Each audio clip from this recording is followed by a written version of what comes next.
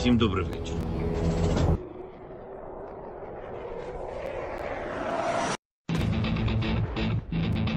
On behalf of the brave,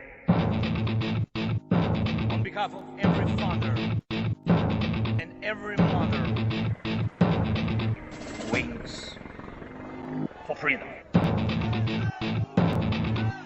on behalf of our warriors,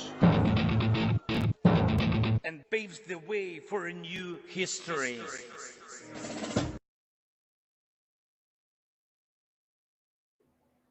Hello and welcome to Tochnyi Weekly, the show that gets behind the headlines to discuss the Russian invasion of Ukraine. There has been an absolute crazy amount of stuff that has happened this week, so we have a lot to cover. If you could, please do hit the like button for the stream and the subscribe button to Tochnyi. It helps us out on the old YouTube. We appreciate it. We also have a Twitter and a Blue Sky account. We post some updates there when we publish articles, things like that. And of course, we have our website, tochnyi.info. That's where we actually store all the articles and interactive maps and all the cool stuff that we have that our researchers are doing. So if you want to check out tochnyi.info, it's a great source for accurate information. If you guys in the chat have any questions, we will have a Q&A at the end. So please feel free to ask any questions you guys have. Hopefully we're coming through all right. I think we had a little bit of a weird start. Erlend, everything looking okay on our end? Seems like the stream is running as it should now. Okay, chat, let us know if there's any issues, but we'll just continue. Okay, so I'm going to be, of course, presenting the news, as I always do. Then Mr. German Aid to Ukraine generously gave us his segment. And then Mr. Stanimir will cover the Russian economy. And then we'll discuss some other stuff that's happened this week. And then we'll get to your guys' questions. So without any further delay, I will now present the news.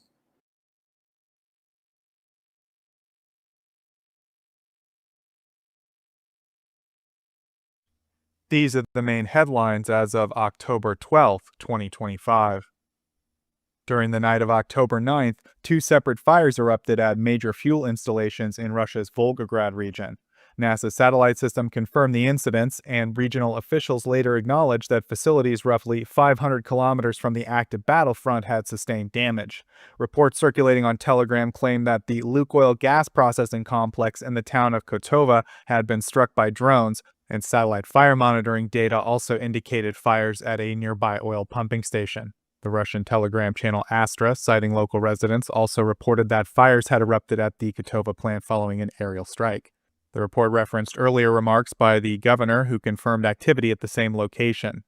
The affected plant is an important component of southern Russia's fuel system, handling associated petroleum gas and producing light hydrocarbon fractions. Its annual processing capacity is approximately 450 million cubic meters of gas. Established in September of 1966, the Korobkovsky installation manufactures hydrocarbon mixtures and stable condensate derived from gas extracted alongside oil. During the night of October 6th, Ukrainian aerial units carried out a strike across Russian-controlled Crimea, including a direct hit on the Feodosia terminal, according to the General Staff of Ukraine's Armed Forces. The installation, located roughly 250 kilometers from Ukrainian-held areas, is the largest petroleum storage site on the peninsula, with a capacity of about 250,000 tons of fuel that supplies Russian military operations. Accounts from the pro-Ukrainian telegram outlet Crimean Wind described a powerful explosion that ignited a fire visible from many kilometers away. The same outlet also mentioned additional detonations occurring near the Saki and Kacha airfields. The Ukrainian military statement noted that the Feodosia facility functions as a transport hub for moving petroleum products via rail, sea, and road routes. By the following day, Crimean Wind reported that the fire remained active, spreading into the northern section of the storage complex and reaching multiple fuel reservoirs.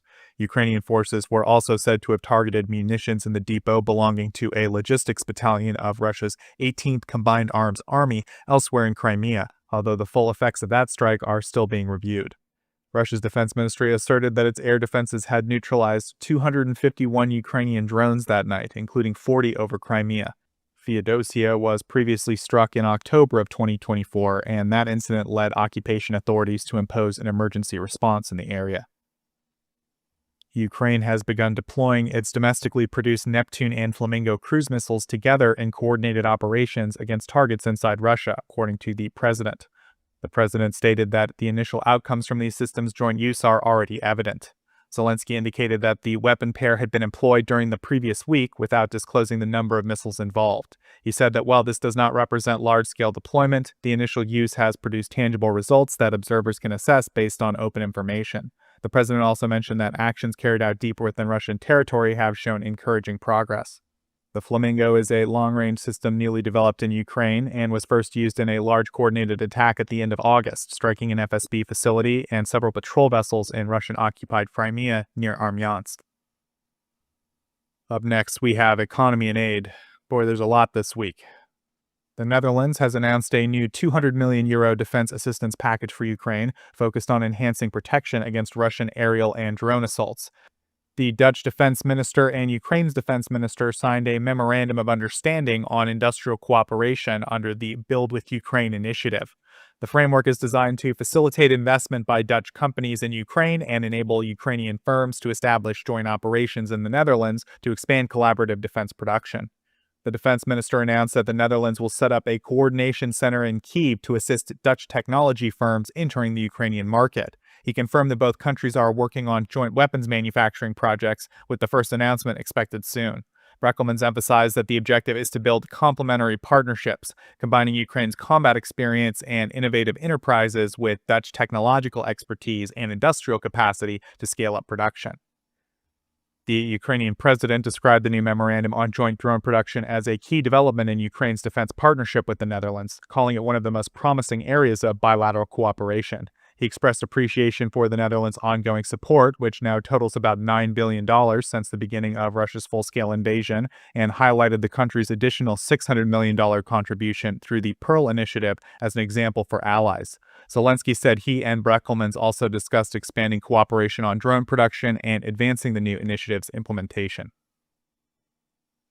Ukraine and the UK are finalizing plans for a joint initiative to manufacture interceptor drones, with production expected to reach about 2,000 units monthly in the near future, according to a report from Bloomberg.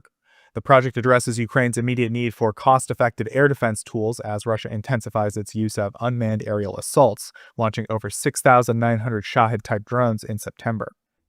The UK Defense Readiness and Industry Minister said that production will soon begin, with all drones destined for Ukraine to be used specifically to intercept incoming Russian aircraft. The initiative, referred to as Project Octopus, remains under negotiation but is slated to begin implementation within the next several months. Initial manufacturing will take place in the United Kingdom. The minister emphasized that Britain's strengths in research, design, and advanced production give it a key role in developing these systems, highlighting the importance of speed and innovation in the war. The two governments signed an agreement on September 11th to collaborate on the interceptor drone production. On September 18th, the Ukrainian defense minister said that Kyiv aims to deploy roughly 1,000 interceptor drones each day in the near term to counter Russia's ongoing air assaults, although he did not specify a precise timeline. Also, the United Kingdom has delivered several hundred air defense missiles to Ukraine well ahead of schedule, according to a statement issued by a British trade delegation visiting Kyiv, led by the Defense Readiness and Industry Minister. The shipment arrived 5 months earlier than planned as Russia intensifies widespread aerial bombardments targeting Ukraine's power infrastructure in the lead up to winter. The shipment consists of lightweight multi-role missiles produced by Thales in Belfast, which are used by Ukrainian forces to counter airborne threats. The British government said the early delivery demonstrates its firm commitment to Ukraine's defense efforts. The announcement coincided with the UK's participation in Ukraine's International Defense Industry Conference, where dozens of companies from NATO member states met to discuss expanding cooperation in weapons production and supply chains. The minister also said the visit was intended to deepen industrial partnerships and ensure that both the UK and Ukraine's defense sectors remain prepared to strengthen and sustain Ukraine's security. Thales is also moving forward with the next stage of a £1.6 billion contract to integrate these missile systems more extensively into Ukraine's air defense architecture, a development viewed as a major step toward reinforcing Ukraine's domestic defense manufacturing capabilities. The Estonian firm Milrem Robotics confirmed that it will deliver 150 of its Themis-tracked ground robotic platforms to Ukraine, announcing the order on its website. The shipment is part of a defense program financed and coordinated by the Netherlands, and the bulk of the vehicles will be assembled and dispatched in partnership with the Dutch firm VDL Defentech. On October 6, the two companies formalized an arrangement in an agreement that included the Dutch defense minister. Milrem said its Netherlands division will undertake supply in close coordination with the Dutch company, which is establishing a dedicated final assembly line at its Born facility to handle the units. The company described the new line as scalable so production and deliveries can be increased to match future demand. Milrem also committed to delivering full training for Ukrainian crews and maintenance teams and to providing ongoing support to ensure that the platforms are operated and serviced effectively in the field. The incoming batch will supplement the roughly 15 Themis units already operating in Ukraine, which Milrem and partners say have demonstrated their battlefield value since 2022. The record-sized shipment was first announced in September, although the original notice did not specify the recipient country at that time. Most of the newly ordered vehicles will be assembled in the Netherlands before a shipment to Ukraine under the current program. The Ukrainians have already adapted the Themis for combat roles. The domestic company Frontline worked with Milrem to mount the Buria grenade launching turret on the platform. Milrem has also developed a demining configuration intended to transport unexploded ordnance and other hazardous items. The Themis is a remotely controlled tracked vehicle with a top speed of about 25 kilometers per hour. It weighs approximately 1,635 kilograms empty, carries a nominal payload of 750 kilograms, and can accept roughly 1,200 kilograms in maximum load. Its modular design allows it to serve as a cargo carrier, casualty evacuation vehicle, reconnaissance asset, or armed combat platform, depending on the mission equipment. Ukraine will receive several Bozena mine-clearing vehicles and other non-lethal equipment from Slovakia, according to the Defense Minister of Ukraine. This marks Slovakia's first military support package to Kyiv since the Prime Minister Robert Fico, known for his alignment with Moscow, returned to office in 2023. The shipment includes engineering and construction tools, transportation assets, demining systems, and medical evacuation vehicles. The Bozena system, a remotely operated platform for clearing mines, allows sappers to perform explosive ordnance disposal tasks safely from a distance in areas too dangerous for manual clearance. The Slovak defense minister presented the aid package during the DFNC3 defense forum in Kyiv, where he and Shmyhal signed a memorandum formalizing Slovakia's 14th support package. Shmyhal thanked Slovakia for resuming assistance and said that discussions had also covered prospective cooperation between Ukrainian and Slovak defense industries. He announced that a new 15th package is already being worked on. Before Fico's return to power in 2023, Slovakia had provided Ukraine with 13 aid packages, roughly totaling $800 million. After taking office, Fico's government canceled the pending 14th package worth $45 million, which would have included missiles for Kyiv air defense systems, artillery shells, and small arms ammunition. Although Fico halted the transfer of weapons from Slovak military reserves, he did not restrict private Slovak defense firms from continuing commercial sales. Ending direct state arms support to Ukraine was one of his key campaign pledges, alongside opposition to EU sanctions on Russia and resistance to Ukraine's NATO membership. So good job to Slovakia for whoever's sneaking that aid into Ukraine. 7 European Union member states have increased their imports of Russian energy in 2025 compared with the previous year, despite the bloc's stated goal of cutting dependence on Russian fossil fuels. During the first 8 months of 2025, EU nations collectively purchased more than 11 billion euros worth of Russian energy products. This comes even after the EU's overall reliance on Russian supplies has fallen by roughly 90% since 2022. Of the 7 countries expanding purchases, France recorded a 40% year-over-year increase, importing around 2.2 billion euros in energy products, while the Dutch imports climbed by 72% to approximately €500 million. Belgium, Croatia, Romania, and Portugal also saw growth, and Hungary's imports rose by 11%. Hungary and Slovakia continue to be among the largest consumers of Russian oil and gas in the bloc, together accounting for about 5 billion euros of the EU's total energy payments. According to an analyst of the Center for Research on Energy and Clean Air, the increase undermines the EU's sanction strategy, as energy exports remain Moscow's most significant source of wartime funding. France's energy minister explained to Reuters that the rise of import value reflected the country's function as a transport hub, re-exporting gas to other European states. Market data from industry analysts indicated that a portion of this gas is being forwarded to Germany. The Dutch government said that it supports the EU's eventual phase-out plan, but noted that until new legal measures take effect, it cannot cancel outgoing contracts with Russian suppliers. Most of the trade now involves liquefied natural gas, which represents nearly half the total value of Russian oil and gas purchases by the EU. Major energy companies, including Total Energies, Shell, and Govnor, continue to honor long-term supply agreements with Russian producers, some of which extend into the 2040s. The trend has drawn strong criticism from Washington. Speaking at the UN General Assembly, the U.S. president condemned the continued European purchases of Russian fuel and urged EU members to halt them immediately. He argued that buying energy from Russia while opposing its war amounted to a contradiction, adding that both China and India also remain key buyers of Russian oil. Up next, we have international relations.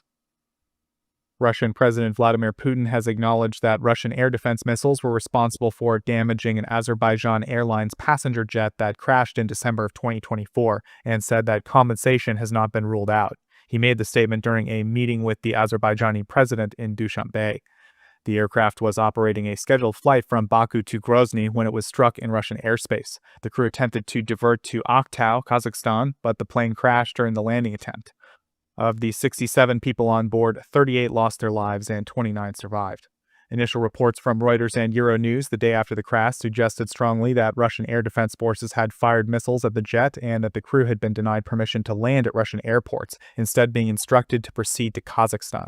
In his remarks, Putin gave Russia's official version of events for the first time. He said the country's air defense system had been tracking 3 Ukrainian drones when 2 missiles were launched and exploded several meters from the airliner. He asserted that the aircraft was likely struck by fragments rather than a direct missile impact. Putin claimed that the crew had been offered clearance to land in Makhachkala but chose instead to divert toward Kazakhstan. He also suggested that the incident might have resulted from a technical fault in the air defense system that triggered an unintended launch. Which is it, buddy? Putin further stated that Russia would conduct a full investigation and that appropriate actions, including financial compensation, would be taken. 3 days after the crash, on December 28th, the Kremlin announced that Putin had apologized to Aliyev for what he described as a tragic incident in Russian airspace, but did not formally accept responsibility. Aliyev has consistently maintained that Russian forces shot down the airliner and has demanded a clear admission of fault along with compensation. Tensions between Baku and Moscow intensified in the aftermath. Azerbaijan imposed stricter entry requirements for Russian citizens, shut down the Russian House Cultural Center in Baku, and President Aliyev declined to attend Moscow's Victory Day parade in May. Azerbaijan Airlines also canceled several routes to Russian cities. I should add that Russia arrested several prominent individuals of Azeri heritage around that time in what was likely a retaliation. Aliyev rejected Moscow's proposal to hand over the aircraft's black boxes to the Russian Interstate Aviation Committee, insisting instead that they be sent to Brazil, where the plane was manufactured. Azerbaijani journalists have since reported uncovering the identities of additional Russian military personnel who were directly involved in the incident where the aircraft was shot down. Estonia, Latvia, and Lithuania are preparing coordinated evacuation plans to respond to a potential large-scale Russian military buildup or direct attack, according to a report from Reuters. The Baltic governments, which have repeatedly cautioned NATO partners about increasing threats from Moscow, are expanding both their military and civilian readiness measures. The concerns cited include intensified cyber intrusions, disinformation operations, and frequent incursions by Russian aircraft and drones into the region's airspace. The Baltic states have more than doubled their defense budgets since the start of the full-scale war in Ukraine and are now reinforcing their civil protection systems. Civil defense coordination among the Baltic countries began in May. Lithuania has already designated assembly points, transportation networks, and essential supply reserves. In Kaunas, authorities are preparing to house approximately 300,000 people in schools, universities, religious facilities, and sports venues. Similar plans are underway in Vilnius and surrounding regions, where pre-planned evacuation routes have been mapped to minimize congestion.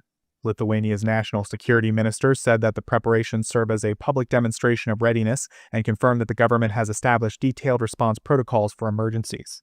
Estonia's plan allows for the temporary relocation of up to 10% of its population, around 140,000 people, to safer areas or relatives' homes. In the border city of Narva, officials have contingency measures to assist roughly half of its 50,000 residents in relocating if required.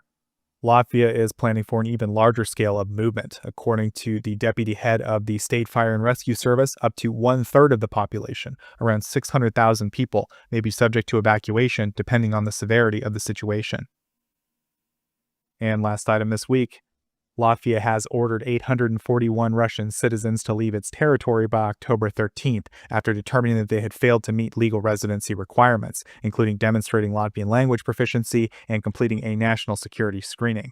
The directive follows a series of legislative changes enacted after Russia's full-scale invasion of Ukraine in 2022. Riga tightened its immigration rules for Russian nationals, requiring them to both obtain EU long-term resident status and prove basic Latvian language skills at the A2 level, as well as pass a security background check by June 30th, 2025. These rules affected roughly 30,000 Russian citizens living in Latvia. Most have either met the new standards or departed voluntarily, with about 2,600 leaving the country. However, 841 individuals did not submit the required documentation before the deadline and are now under orders to exit the country. A spokesperson for Latvia's Office of Citizenship and Migration Affairs said that those who failed to comply must leave by October 13th. She noted that some affected residents claim they only became aware of the new requirements after their social benefits were suspended. After the deadline, anyone remaining without proper authorization will be classified as residing illegally. They will lose access to public services, and individuals who continue to stay in defiance of the order may face deportation by Latvia State Border Guard. This is an additional move in broader national security measures introduced by the Latvian government in response to heightened tensions with Russia. In May, the foreign minister called on other EU states to stop issuing visas to Russian citizens, and in June, the Latvian parliament adopted legislation barring Russian and Belarusian nationals from working in strategic industries or purchasing real estate in their countries. And that's it for the main headlines this week. We will now move to the next segment.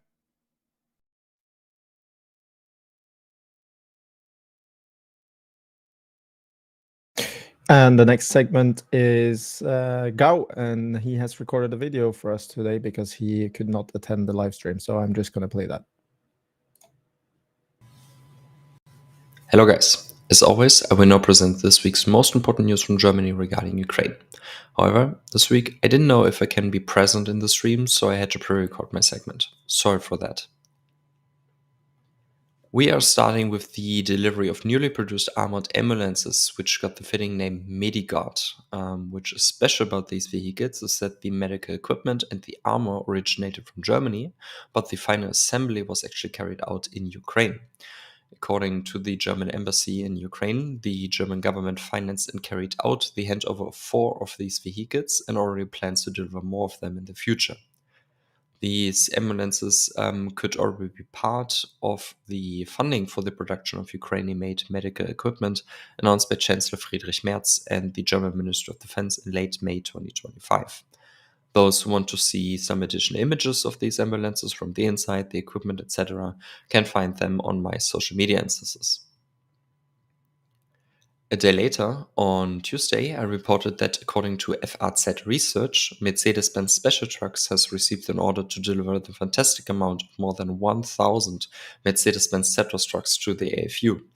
While the contract or the contracting party has not yet officially been confirmed, it is likely that the German government would be behind it if the contract actually exists, as it has already delivered more than 340 Zetros in various configurations to Ukraine, in addition to more than 100 additionally delivered Mercedes-Benz trucks like Unimogs or Aerox, and in addition to pledging more trucks to the AFU of Mercedes-Benz. So they've already delivered a bunch of them, several hundreds, and just seems to me like a much, much bigger contract now for the future.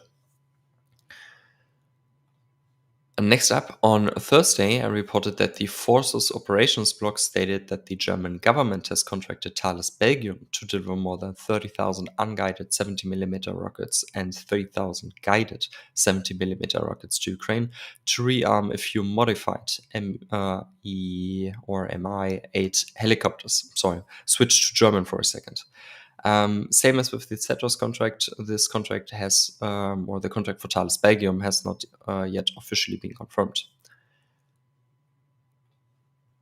On the same day, I made public that 2 universities in Mykolaiv have received each one Volkswagen multivan from the German federal state of Lower Saxony to be able to transport students with special educational needs.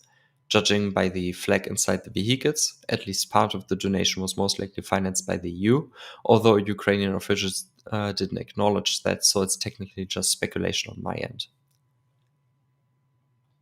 And last but not least, on Friday, I reported that the Ukrainian MOD and the German MOD have signed an agreement on cooperation in the field of digitalization of the Ukrainian defense sector for the years 2026 to 2028. For example, the agreement provides additional financial resources for key projects of the Ukrainian MOD like Delta, Army Plus, and Reserve Plus. This agreement likely goes back to the announcement made in late May 2025 by the German MOD after Ukrainian President Zelensky visited Germany. Back then, the German MOD already pledged funding for the Ukrainian military command and control communication system. And yeah, I'm just awaiting all your sarcastic comments on Germany's digitalization efforts. So give it to me. And yeah, that's it for my segment. So back to you, Joseph. Thanks, pre-recorded Gao. Okay, so up next, we're going to talk to Stanimir about what's been going on in the Russian economy. So Stanimir, before we went right into Russian economy stuff, we did have another window incident in Russia. We don't try to comment on all of them, but when they're noteworthy, we sometimes comment on them. This one had a lot of coverage, I would say, in the headlines, maybe because of the prominence of Pravda. I think people know what Pravda is, even if they're not like big experts on Russia. But Vyacheslav Leontiev, who is 87 years old, is the former head of Soviet-era Pravda. He was found dead on October 4th between the windows of his sixth-floor apartment in Moscow. Police so far have said there's no signs of foul play, and they called it a likely taking of his own situation after he reportedly suffered a heart episode and refused medical help. There's been some speculation among the Russian independent press. Obviously, the state press has pretty much issued a statement that it sounds like he fell out a window for real, and the independent press has sort of said that he might know some stuff about money and things, but we don't really know much about it. Stanimir and I were talking about it a little bit before. I don't know what he could know. He's 87 years old. He's been out of the game for a long time. There was maybe some speculation that he knew things about financial records, but the only reason I suggest, even though a Russian guy fell out a window, that it was legit this time, is that I don't see a good reason to remove this guy. If there was a good reason, I think it'd be obvious that Russia did it. But Stanimir, did you have any thoughts on this particular one? Yeah, it seems like in this case it wasn't foul play, because he also had his wife suffering at an old age from issues on her face, which required a month of him to go back and forth to hospital at his age. And also, you mentioned the heart problem. He suffered a stroke on October 4th and refused to go to the hospital because of it. He was 87. The other thing is that when they found him, he was actually still alive on the ground, but they couldn't resuscitate him. To me, it looks like more like this was indeed a genuine case, not so much foul play, like we've had issues earlier. Yeah, so I mean, obviously hot take, pure speculation from us. It's very possible Russia could have windowed this guy, but I mean, I don't know. This seems like one of the few cases where I don't know what they would have stood to gain, really. But anyway, so I think we can now move, Stanimir, to your regular reporting, which I think always starts with the Russian gas crisis, followed by a general report of the Russian economy. So I'll go ahead and turn it over to you. Yeah, the gas prices seems to have taken front and center in my reporting, so I'll start with that. So this week, if you know about my map, I added 5 regions, so Chelyabinsk, Murmansk, North Ossetia, Alania, Tomsk region, and Kemerovo, also known as the Kuzbas, which is Russia's main coal mining area. So we got some information that older Russians had started in the smaller cities to stock up on staple foods. They're expecting that logistics might collapse because there's gasoline issues in the smaller towns, and they might not get enough deliveries because these are remoter areas.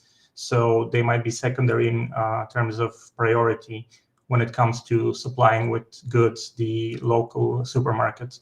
So this happened in Biysk, which is the second largest city in Altaisty Krai. So not that small of a city, but still far from the 16 cities over 1 million in Russia. We also had another big major gas station chain, which has its own refinery. Bashneft's gas stations ran out of gasoline in Sverdlovsk region. And for central Russia, we learned from Chelyabinsk gas stations, the independent ones, that out of the 5 refineries in Ufa, Surgut, Omsk, Perm, and Salovat, only the Surgut refinery is reliable when it comes to gasoline delivery. So out of the 5 refineries, they can't get gasoline. They can only get it from one of the 5 refineries in central Russia, which is a bad sign for Russians. So they're saying that the Salovat refinery, which was hit twice by Ukrainian drones so far, is completely knocked out. That is the first admission I think we have that Ukraine has managed to completely shut down a refinery in Russia from Russians themselves. The refinery in Ufa isn't shipping to independent producers at all. It's defaulted on its obligations to them, which is a big problem, but they can't really do anything against the state refinery, in this case, in terms of legal action. Omsk isn't communicating with small companies at all, and Perm, the refinery in Perm is shifting deliveries beyond the 15th to 20th of October, which suggests they have serious issues there as well. They might even ship them further. So that means that for central Russia, they have only one refinery and not that big one. In terms of further confirmation from Russian sources that refineries are out of order, Russia's second largest refinery, the Kyiv Neft Org Synthes, also has problems, and it's confirmed by local news, which is 47 RU from St. Petersburg and Leningrad region, that its largest refining unit is out of order for at least a few weeks, maybe even months, due to the attacks, because they can't really replace them easily. They have to flush the entire refining unit, wait for it to dry out, and only then effect repairs, because otherwise the fuel inside might start burning when they start to weld things together. Also, Russian regions in the Arctic, when it comes to gasoline, are having issues. This happened in the northern Krasnoyarsk region, where the locals turned to the prosecutor's office to ensure fuel deliveries before the local roads become covered in snow. So initially, when the snow sets in, they can't transport anything. They have to wait for the snow to set in a bit and new ice roads to open up so they can effect deliveries. We also heard from the leader of Just Russia, Mironov, and he was probably the highest Russian official who admitted that, highest ranking on the federal level. They have been governors who admitted that, but he said that the Ukrainian strikes on refineries are the reason for the gas shortages and that refineries have to be defended better. I don't think they can practically do that, but that's an admission that Russia is hurting significantly. Also, Russian farmers started talking again about the prices of diesel. Right now, the highest number I've seen is 100 rubles per kilogram of diesel, which is 100 rubles for a bit under 1,100, 1 liter 0.3. So 1.3 liters per kilogram is for gasoline. A bit lower than that is for diesel. So this is a very high price for them to pay, especially given that they're not getting much from the harvest this year. Other farming organizations have talked about 100 per liters, which is significantly lower, but is still much more expensive than what Russian companies are used to paying when it comes to agricultural needs for diesel fuel. And we had also the response on Wednesday from Russia's Deputy Prime Minister Novak. He was previously energy minister. So he is the point man for all energy-related issues at the Russian Council of Ministers. So he said that there were no serious issues with gasoline, despite what's happening in Russia's regions. They're sticking to that story, and I don't think they're going to change it anytime soon, even as it gets even worse for them. By the end of the week, we started having Russian governors from the regions of Kursk and Kyiv actually begging on social media the Russian Energy Ministry for gasoline shipments. This is despite them saying just a few days earlier that they didn't have any serious gasoline issues in their regions. So this is rapidly expanding and getting worse for them, with the cities of Kursk and Kyiv regions being affected as well. And finally, when it comes to Russian publications on fuel, they started talking about cascading effects of price increases in Russia, as they're considering that if the Ukrainian campaign doesn't get stopped in some way, they're going to have to import 40 to 60% of the fuel the country uses. And this is for them in the not too distant future with the way strikes are ramping up. So they're preparing for a rise in inflation, despite the Russian central bank saying that the inflation effect of gasoline shortages is temporary. And the final measure they took this week is just a few hours ago, Putin signed a moratorium on the nullifying of the fuel subsidies until May of 2026. What this means is that in this case, they will pay subsidies regardless of what the price is for wholesale fuels. Usually they have difference between the wholesale price and the international price, in which if it's not higher than that difference that is set, they can still pay fuel subsidies to companies. Now they're going to pay fuel subsidies regardless of what the price is. So the Russian budget will have to foot the bill for higher costs of gasoline regardless, even if the Russian refineries are making money. And it has to be said that earlier this week, Russian refineries said that they were losing something like $60 to $70 per every ton of fuel they were refining and selling to the public for their gas station chains. So this is a measure for them to be supported regardless of what happens. And that's it for all the gasoline news for this week. Now, with the main news for Russia, I'm going to start with Belarus because it was a really incredible piece of news. Price increases in Belarus are now illegal, according to Lukashenko. I don't know how they'll deal with the increased cost, but that's the new law in Belarus. You can't increase prices, otherwise you go in jail. So expect shrinkflation, I think. I don't know how else they're going to handle it. When it comes to Russian news, the Russian Union of Industrialists and Entrepreneurs is against the planned increase in the rates for negative environmental impact. This is something that's being increased as a form of non-tax income. Russian companies that have some form of polluting industry or business, they have to actually pay this negative cost in terms of yearly cost for their business. And they're planning on increasing some rates by, I've written down 227,000 times. So that's not a typo. They're going to increase them by that much. And the Union of Industrialists and Entrepreneurs is worried that by 2030, they're going to have to pay 500 billion more rubles per year for these negative environmental impacts, already eating into their profits. Now, then we have some news from the budget. The Russian finance minister expects that the increase of the VAT by 2% is going to raise 2.3 trillion rubles in 2026. I don't know how that will happen when the VAT for the first half of 2025 is just 4.8 trillion. And also, he might be talking about the changes to the law where small businesses now have to pay VAT unless they have a revenue of under 10 million rubles, which when you're talking about revenue, mostly includes almost everyone who has a small business now. Otherwise, I don't see how they're going to hit this target at all. We also have news from the Russian Far Eastern Railway. So its loading decreased by 5.3% for the first 9 months of the year to 53.6 million tons. And this is mainly due to the reduction in the cargo that's composed of all petroleum products, timber, and coal. Coal is the biggest reduction here because it's the bulk of the cargo that they carry. Also, when it comes to container traffic for the same period, the transportation of containers decreased by 10.3% to 836,000 TEUs. And the number of loaded containers decreased by 11.8% to 762,000 TEUs, which is considerably lower than 2024.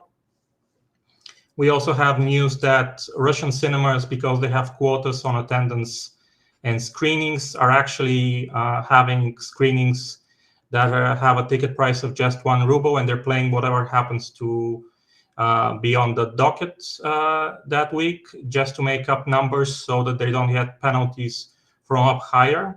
And they want to buff up numbers, not to show that actual attendance to cinemas is decreasing and attendance of films that the government is pushing isn't really that great.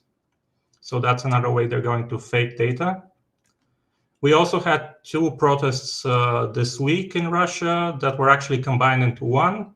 One was in Novosibirsk with 20 people, and another one was in Vladivostok with 500 people. This was against the increase of the recycling fees for imported cars, which are going to go up again this year. And people aren't really all that happy with having a Lada instead of importing a better car, especially saying that given the roads and given everything that's going up in price, this isn't something they can bear with the quality of Russian cars. They also had protests against VAT going up to 22% and the tax increases. And because it included elected officials in Vladivostok, it was actually allowed to happen. And that's why you had such a big demo in Vladivostok. 500 people for a Russian protest, especially in the regions, is big news currently. The final big story from this week is that Uralvagonzavod, which is Russia's main tank building company, actually is switching its civilian side, which produces railway cars and parts, and also trams, to a 4-day work week, because there's falling demand, both in terms of the railways and also in terms of public transport locally. And they're becoming the next company that switches to a 4-day work week and has to decrease salaries because they can't keep up their current costs at the current work level. Now, when it comes to banking, the Russian car loans for 2025 September were 15% higher than in August 2025, but they're still 20 to 23% lower than September 2024. And this was the main instrument for stimulating car sales. So we see car sales also falling accordingly. And it's expected that Russia's microfinancing organizations will decrease by 2027 from 800 to 350 to 400. This is due to the tightening regulations in terms of what the software has to be to safeguard private data, and also regulations on borrowing and reducing total costs for the sector, which usually has a lot of issues when it comes to collecting money that it's lent out. So that sector might be half by 2027, which is significant. And it's almost as significant as how Nabiullina cut the Russian bank systems by the Russian bank market by 70% over the past 10 years. When it comes to commodities and metals, the Russian government has approved a deferment of payment of the excess tax for the export of rolled steel, as well as the mineral tax for iron ore, until December 1st, 2025, to help Russian steelmakers. But the steelmakers themselves are actually asking for the duties to be deferred to December 30th, and for their tax payments and social insurance payments for their workers to be deferred, to be paid in installments until the first half of 2026 is over, because they're really struggling in terms of profitability and making ends meet. We know that companies like Metro are actually basically in default. So that's why they're asking for even further concessions from the government.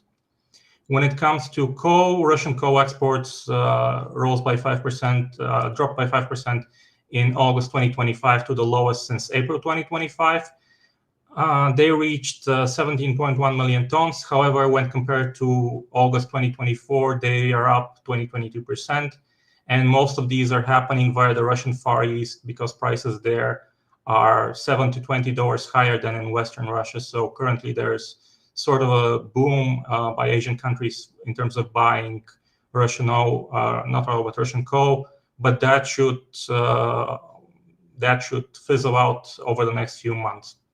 And when it comes to state subsidies, Russian coal companies are actually applying for state support. So almost 90% of the entire Russian coal industry applied, and already 42 companies have been approved for state subsidies to prevent them from going into bankruptcy and reduce their burden in terms of social insurance payments for their workers, which is now going to be handled by the Russian government. When it comes to the construction market, in terms of brick production in 2025, they're going to be 7.3% lower than in 2024.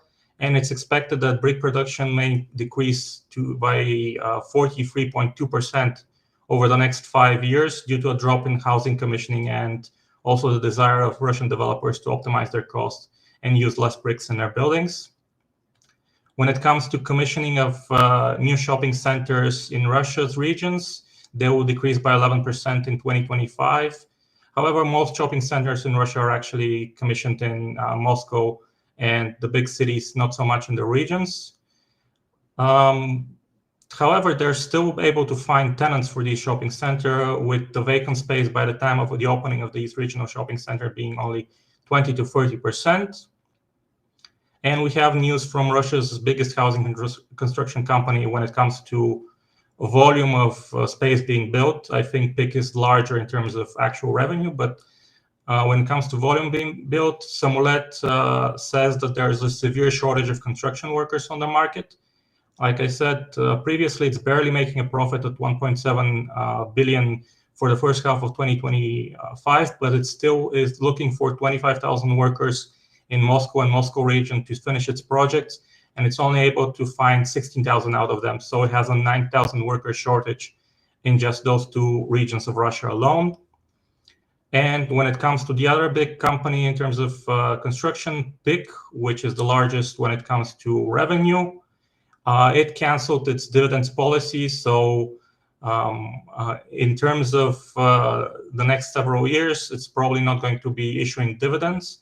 It had a dividend policy of 30% of the profits being issued in dividends for the preceding period. So now it's going to stop paying dividends altogether for the next few years.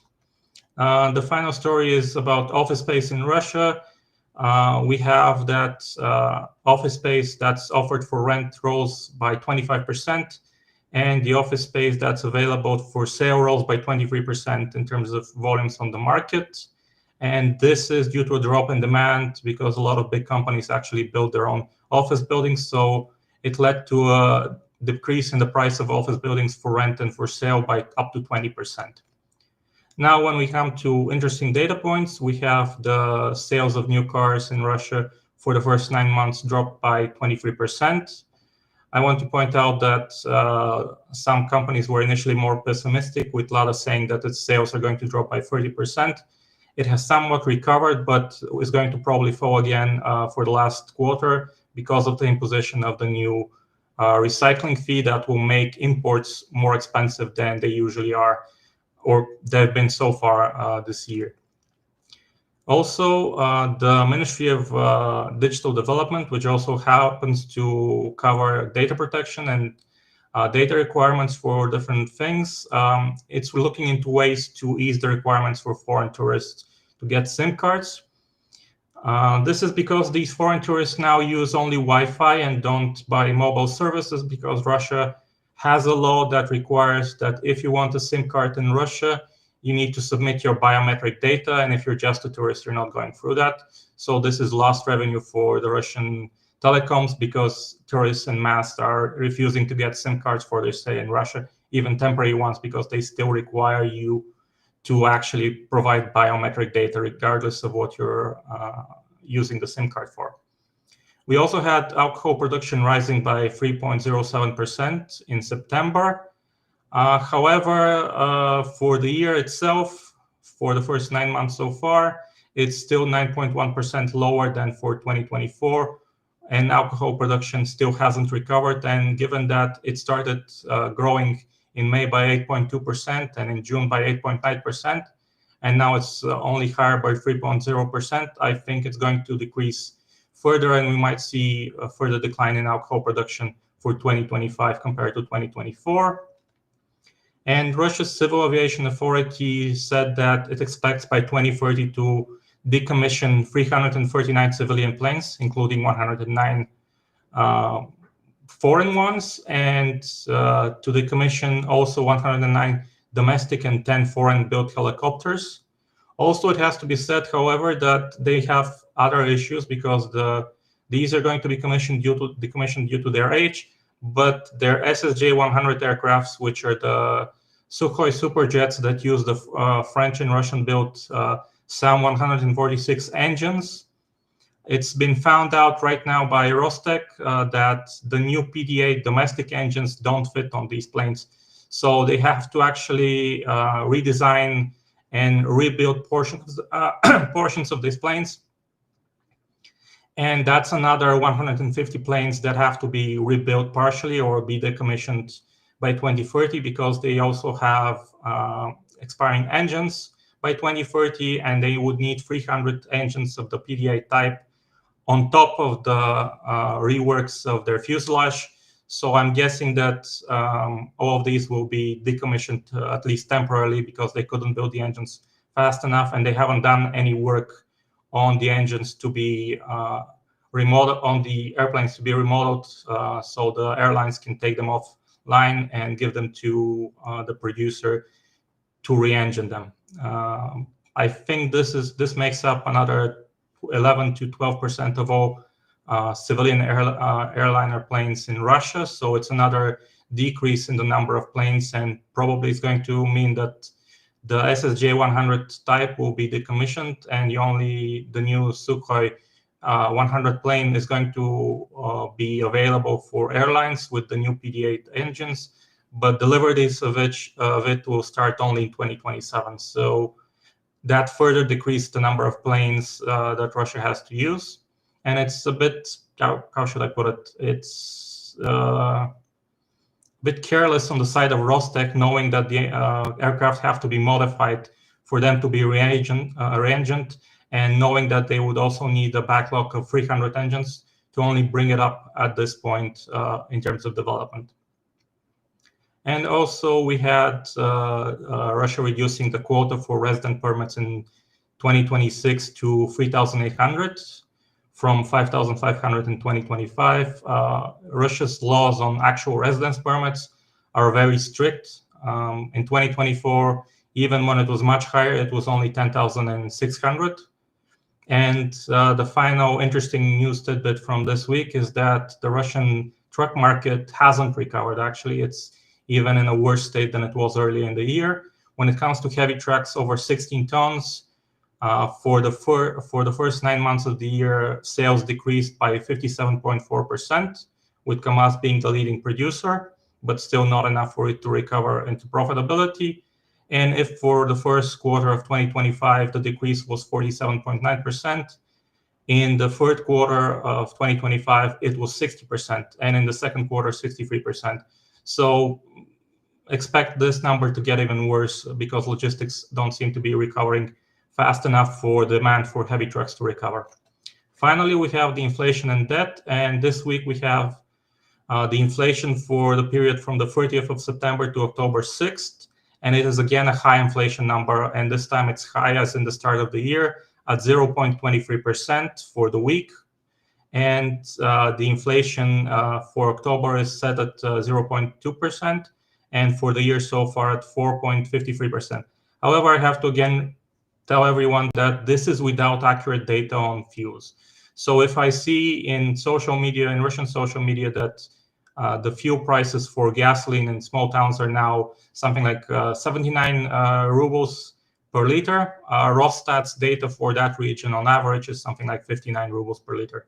And for A95 gasoline, it's closer to 82, 83 rubles. Then Rostat will report something like 64 rubles per liter. So their prices are raising by a few percent, under a few percent. So about 0.7, 0.8 to 1% per liter every week, when the real price is actually going up by something like 30, 40%. When it comes to debt, Russia had two auctions, and it's interesting that this time both had a yield of 15% or higher. So the first one had a yield of 15.17%. The second one had a yield of 15.23%. And in the first one, they managed to sell 74 billion rubles, and in the second one, 12 billion rubles. If they continue to sell such small volumes, they would need a lot of help by the end of the year to sell the 2.2 trillion rubles worth of debt they want to sell on top of the existing plan for 2025. And that's it for me for this week. Okay, thank you, Stanimir. As always, a very detailed report. Yeah, if anyone has any questions about Stanimir's report, or yeah, you can ask in the chat, and we'll do our best to address them. Okay, so we have several topics this week in the extra stuff. Go ahead. One thing, Joseph. I've gotten some messages that people don't see chat on the YouTube end, but we can see the messages that people type in. So if you have questions, please don't hesitate to send them in the chat. I think YouTube may have some problems with the live chat. Yeah, I don't know. Something's going on today. There's a gremlin afoot today. So yeah, Chad, I don't know. Ask your questions into the void, I guess. That's what Erlend's saying. Well, No, but they're coming into us. Like we can see them, but the audience doesn't. It doesn't seem like the audience can see chat for some reason. Yeah, I understand. So yeah, I guess type your questions in chat. We'll see them. Sorry about that. On behalf of YouTube, I guess. Okay, so there's a bunch of stuff we have to cover today. Yeah, test. We see it, buddy. We got you. So you can type your thing in, and we'll see it. Okay, so there's a bunch of stuff we want to cover today. Number one is there have been I think 2 other strikes on Russian refineries or other targets since I made my news broadcast last night. So all that to say, guys, it seemed like a really cool idea in 2023. When did I start doing this? To just be I'll just cover all the Ukrainian strikes in Russia, the Ukrainian deep strikes. But in 2025, in late 2025, what a task that is. So I'm sorry. Sometimes I get overwhelmed. But yeah, there were 2 more strikes in Russia that since my news report where I covered all the strikes. The next topic is what I'm calling the 3 Neptunes. Okay, so I think there's some confusion with the public about what the Neptune missile is at this point. I just briefly wanted to explain the situation as best I can. So the issue is there are 3 Neptune missiles at this point. Let's say the Neptune is a family of missile. That seems to be the terminology that I see used. We have the original R-360 Neptune. Then the Ukrainians released information about a long-range Neptune, and I think that's also tuned for land targets. It's supposed to have a range of 1,000 kilometers, which is a much bigger range than the original Neptune, which again is Neptune originally was an anti-ship missile, but Ukraine is trying to adapt this now to be just a general purpose cruise missile. And then there's another Neptune missile was revealed this week, but the thing is, the media didn't explain it well, and I only saw one story that actually explains this. But according to United 24, there's a new missile. I don't know, Erlend, I hate to throw this on you, but if you can pull up that picture of the missile with the conform. Yeah. Thank you. Conform fuel tanks? Yes. So there's a fancy new Neptune, and people were like, oh, Neptune. But I think people got confused. So apparently in Ukrainian, they call this the bulky Neptune. And this is the one with the, what Erlend said, fuel tanks. Conform fuel tanks. Thank you, Yeah. John. Yes, thank you. Thank you, John Ridge. So yeah, this is the new Neptune. They call this one bulky Neptune. So I just want to make it clear, there are 3 Neptune missiles. A lot of people are saying this is long Neptune. There was a big OSINT post thing where people took pictures of this and they were like, Ukraine unveils long Neptune. So this is called bulky Neptune. There's another Giganto one that's called long Neptune that has a range. It supposedly has a range of 1,000 kilometers. Oh, there you go. Yeah, perfect, Erlend. So yeah, there's 3 Neptunes, and then there's the original Neptune. Like I said, it's an anti-ship missile. Not that it's not interesting. It's had a good run too, but these are the new ones that Ukraine has developed since the beginning of the war, the full-scale invasion, I should say. So that's the Neptune stuff. I don't know. Does anyone have anything they want to say about Neptunes? The Neptune family? Yeah, I mean, we can say that this type of solution comes from a necessity to develop very quickly a weapon system which, all in all, is very complex, because a cruise missile that has this range is a complex things to develop from scratch. So you can see one of the things that you can immediately see, and I'm very sorry that today John is not here, but you can see the wing configuration. The entire missile itself is designed to be an anti-ship missile that have to maneuver, you have to move in a certain way. This is not a classical cruise missile. If you take a Tomahawk, a Storm Shadow, a Taurus, you will see how they how is their wing design. It's very much for cruising, for going at a relatively low speed, subsonic, and going quite across long distances. And these allow them to maneuver in different ways, mostly gently, not very abrupt change of direction, but good maneuverability, and also keep the possibility to also fly low if necessary. So instead, this X-wing configuration, for example, has a lot of benefit in terms of maneuverability, but has add more drag, because essentially more wind profile you put, more wing profile you put, the more pressure you cause. And these will essentially will introduce more drag and then more fuel consumption. So it's always like a trade-off. And now, because they have this system working and they have for sure the firmware and all the control already done, they are not going to change it, because it's a very big step into the darkness. So they will use what they have, and they try to improve whatever aspects they want. For example, being able to being air launched, for example. We don't know exactly what type of development they have in mind. The other aspect that I was quite, this is a classical situation where you have quite large wings that gives you a lot of lift, and you have some back fin for a minimal ability to maneuver.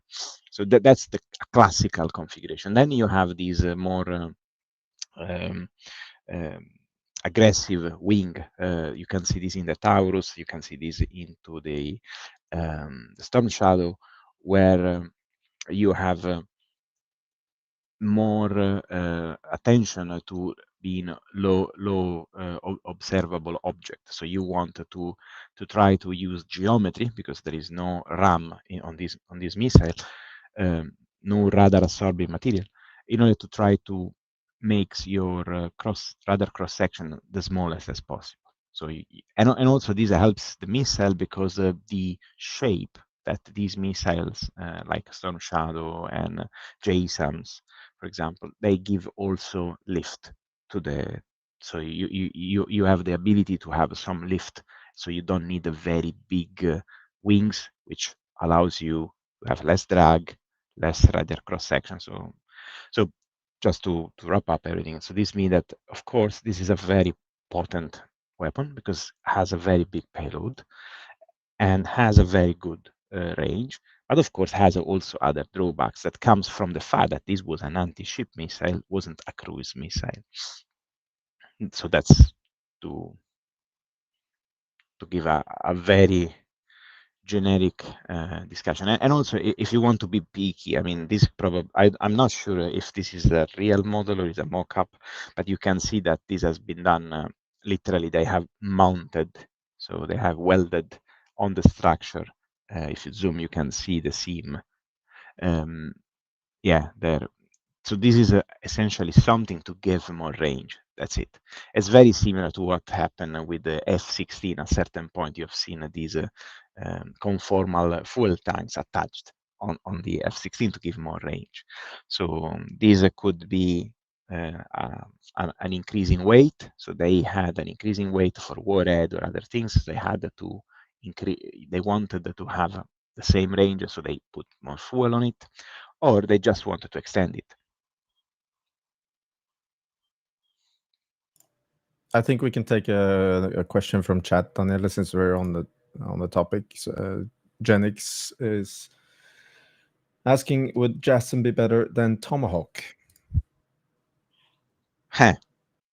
Well, Mm, in certain aspect, JSON is better because it's a more modern weapon, as it can deliver a very good science warhead and is a low observable design. So it's very difficult to intercept. But the point would be, well, the Russians are struggling already now. We really don't, maybe they don't need that level of sophistication.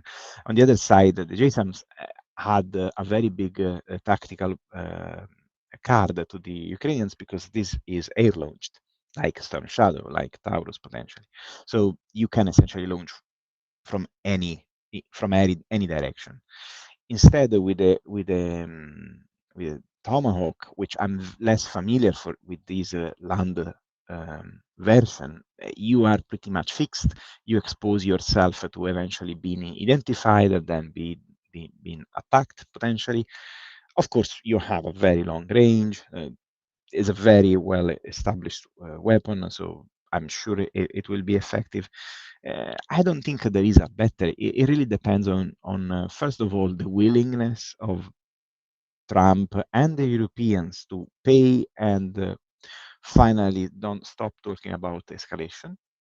And the other point is that it depends by the Ukrainians, because the Ukrainians may say on TV, on show, oh yes, Tomahawk to put pressure on Putin, but then they may say, oh, we prefer to mix our capability of using air force to strike whatever, from strategic to tactical target with this type of munition. So I would prefer probably JSON, so just to increase the effectiveness of the air force in the case at some point they manage to have air superiority, which at the moment is still contested, of course. Yeah, thank you. By the way, I see that there's some discussion about the warheads of Tomahawk and Jasmine. I think the penetrators are more or less the same, but the Jasmine, being a newer missile, probably has a more advanced penetration warhead. But I mean, you have to understand that I don't think at the moment we need to think about breaching through 7-8 feet of concrete. This is not the type of we are not hunting Saddam Hussein in Iraq, so during Desert Storm. So this is a large scale operation, and there is no magic bunker that you destroy and you win the war. So what the Ukrainians are doing very effectively is trying to bring the war on the home front and trying to introduce problem for Putin in terms of political situation, so being pressured by his own people, but also from the economy, from ability to deliver resources to the military. You don't need a Tomahawk to do that. The Tomahawk would be a very good perk, because as we will see in a few minutes when I give you this sneak peek of the work that we are doing, drone strike, even when you have this gigantic ball of fire, then it results in some cases, results in little to nothing. Yes, okay, you hit something, you may have done some damage, but the next day, or the day after, essentially the Russians have recovered. But there are other cases where these strikes were very effective. But if you have a missile and the drones, you have the combined effect of having swarm of drone that saturate your air defense, and something will pass and hit, and then you have the very high speed, high payload missile that hit the target and essentially destroy it for the good. So I think the combination of these two things together would be like a kind of force multiplier. This is a buzzword that you probably heard a lot. I heard every time. So but this is one of those cases where this is very good to use, because we have seen, unfortunately, the effectiveness of drones like the Geran 2, so the Shahed version, and Iskanders and Kinzhal used together in order to saturate air defenses and trying to pass through. In this case, I think the problem is opposite for the Ukrainian. They can pass, but even when they arrive very far away, they still don't have the good side punch. And so they need a lot of drones, and it's very difficult, therefore, to do this, because the more drones you use, the more likely it's to be detected as well. But also it's very difficult to deploy all these drones.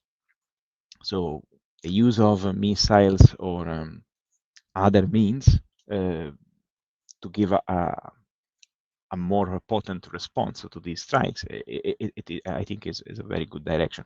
Personally, I don't think that Tomahawk will go in Ukraine, not only for a decision from Trump, probably more because the JSAMS, I think, is much more valuable as a weapon system than anything else, because you can air launch, they will get data, they are as good as the Tomahawk,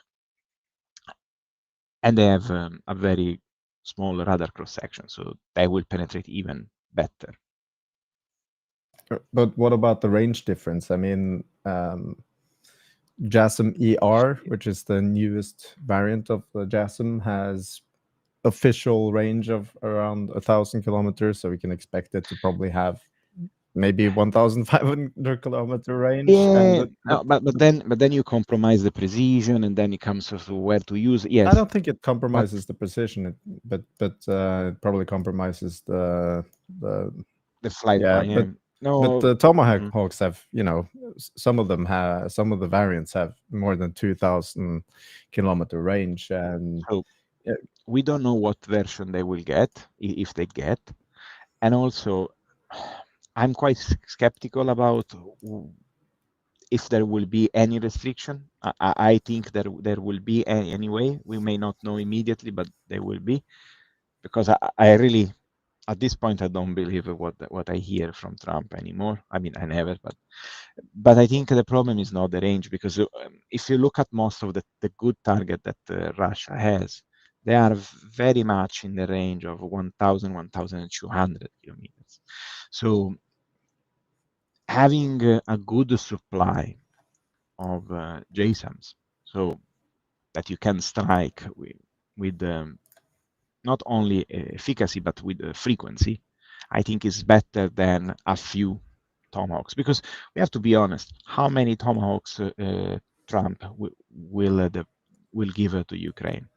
Because if it's like 10 or 20 or 20 at the month, I don't know.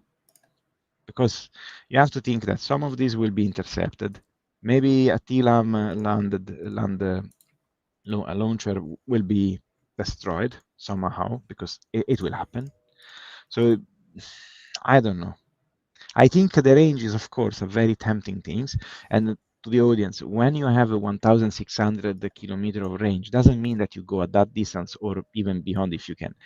It's the fact that you give your missile the ability to maneuver longer, to loiter, to perform maneuver in order to evade and understand better the defenses, the air defense of the enemy.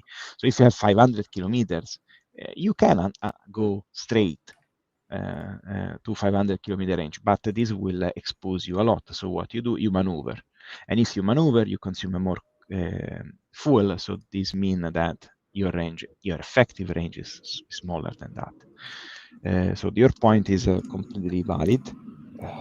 From range perspective, yes, of course, Tomahawks looks on the paper is better, but I think when you look at the entire system, I see more potential for the JSON in terms of what it actually can do and how many can be given. But at the same time, it's less scary than Tomahawks arriving in Ukraine, which could be, on the other side, seen as, okay, maybe this would be a good way to pressure even more Putin, because he may be scared by this decision. I really don't know. Now we are very much speculating. The problem is that I don't think Ukraine is ever going to get any of these weapons. I think the probability is incredibly small. Even if Trump, it would have to be Trump unilaterally saying and ordering everyone beneath him to send Tomahawks or send JASSMs. The Europeans, I unfortunately think that the European politicians will try to stop it. Most of them, and on that, I don't know, honestly. You know what? On this, I would agree, but I disagree on this single point. If the decision comes from Trump, and Trump say no, I want to send this, I will say okay, fine, but you are behind this, yes, because it's very much Poncio Pilato here. But the thing is, like, if it's him unilaterally saying it, I think it would have to also be him paying for it. If it's more like, if yes, Europe wants, you can buy Tomahawks or JASSMs. In that case, I think the probability that it will be Ukraine much it will get it will be much more complex. I think yes. it's and also almost it's not going to happen. I think it's almost zero. I mean, maybe Denmark would pay for it, but they don't have the money for it. They basically spent all their budgets, and I don't think doesn't seem like they're gonna increase their spending on Ukraine. So Denmark is probably the only country I think would do it, and Germany certainly won't pay for it. I would say that unfortunately also the country that has the money, Norway, will 100% not pay for it. They would unfortunately try to stop any other country from doing it, as with Germany as well. So it's you think is not, of course, an economical point, but is more for the sphere of escalation. Yes, Norway will oppose it, and Germany will, and most of the other big countries in Europe, like the UK, France, Italy, will try to stop this, unfortunately. I don't know. I'm more optimistic, but I think the main issue here is the numbers. Because if they pay, I don't know, for 30, 50, at this point, yes, okay, you can get a very good campaign of strikes. We should be careful on saying that 50 is not a good number, but it's better than nothing, of course. But once you're done, unless you have caused so much pain that Russia cannot continue to wage war, then you are back to square zero with less money that you could have used to, I don't know, put more air defense, put more troops in training, boost other areas, with other missile program like this one that we discussed, Neptune, and all the others that we heard about. Because I think one important aspect is that people have to understand no weapon is going to change alone the course of the war. But every weapon that you deploy needs to be deployed to a point that is you can deploy at scale. So this means that there is a constant flow of money to fund that type of weapon. An example, which of course is very different, but Bogdana, the artillery, which is also the towed one, has been a very good experiment on that, because the European countries, Denmark, I think also Norway and many others, have contributed directly or indirectly, because forging barrel is not something easy, to the production of the Bogdana.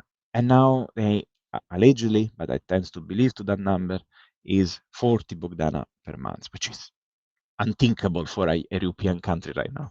So if they can do the same with missile, long-range missile, this is better than, I mean, if all the countries that you mentioned, Erlend, say, no, we prefer to give this money to produce Neptune at scale, I would say yes, go with that. Because it is something that cannot be disrupted. Once you establish, once you finance, once you open the production lines for sustained production, no one, unless, I mean, is hit by a strike, no one can stop it. Okay, Trump cannot say to Ukraine, "Oh no, you don't have to use your own weapon." At that point, it's your weapon. Money comes from Europe, so that's fine. And Germany, all in all, has been contributing on long-range drone and has been part of long-range missile programs at the moment. So this, in my opinion, would be even better, because if the war is not going to stop soon, and there is no signal for that, it's good to have a plan B. And our plan B can be always go to US and ask for a weapon, even if in the White House there was a good willing president. It's just wrong, in my opinion. Yeah. But I have very strong doubts we will see either JASM or Tomahawk in Ukraine, unfortunately. I think that the money will be spent elsewhere, and Trump has made it very clear that any transfers to Ukraine will have to be paid for by Europe. Okay, so Yeah. the last thing I'll say about it too is just that, it seems like the president of Ukraine has been pretty vocal about it, to the point where he has said, quote, "I will nominate Donald Trump for the Nobel Peace Prize if he gives us Tomahawk missiles." And Russia has also been very vocal about it. Like, all their official statements have been like, "Oh my God, if Tomahawk missiles, blah blah blah, we're gonna rattle our saber real loud." So I would say some of it seems to be signaling, at the very least. But we got a lot of topics. So there's a couple more. A Russian Ka-52 helicopter crashed this week. Both crew members were lost. Preliminary reports say the crash was not due to enemy fire. I actually don't have a location here, but I don't know. It's relatively common in Russia at this point. I think it's a combination of helicopters crash sometimes. It's a kind of a difficult area. And then also there's just like a shortage of parts and stuff. So, they're crashing more because of that. And then the next one, I think, is maybe we're talking about very briefly, is armed Russian soldiers were seen standing on the road inside the Satse Boot enclave. It's a kind of a little important area that Twitter suddenly became experts on overnight. Estonia's border patrol reportedly said that there were unusually large groups moving on the road and forming a line across it, and they weren't wearing like normal Russian uniforms. And yeah, Estonia closed the road. I don't know, Erlend, it seems like your belief, and seems logical to me, is that this is like a Russian provocation. It's them saber rattling more than a genuine possible invasion. I don't know, would you agree? Or Well, so the one thing that was noted is that they didn't have any insignia or flags on their uniform, and that's something that will be pretty quickly picked up, right? So that was 100% intentional. I take that as a sign they are trying to scare off Europe, basically making the Russia scare to the Baltics so viable that the people in NATO will retreat their efforts for Ukraine. And it's the same. It's all a part of these the same campaign as the hybrid attacks, the drones in Denmark, the sea cables that have been cut. It's all a part of the same play. But one thing that makes it a little bit more serious is that defending the Baltic countries, if Russia were to actually do something there, is very challenging for NATO. We would basically have to strike deep within Russia to stop it, and that's something that may or may not be very complicated for certain countries to be a part of. I think scaring NATO with this is more. Russia probably sees this as more useful right now, because it's kind of a high risk thing for them to do. Because if something were to actually happen there and NATO responds, Russia would be really devastated by it. So we'll see. But I think that they will continue to do this, and they will probably do a lot more saber rattling and nefarious things along the border with the Baltic countries.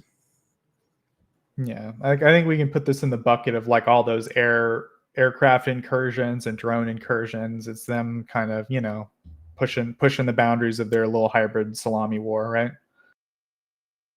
Yeah, you can call it salami war and hybrid warfare tactics. It's all part of the same thing, trying to scare Europe into allocating more resources into drone defense on our own territory instead of sending it to Ukraine, and also sending more troops to the Baltics rather than training Ukrainians in Poland, etc.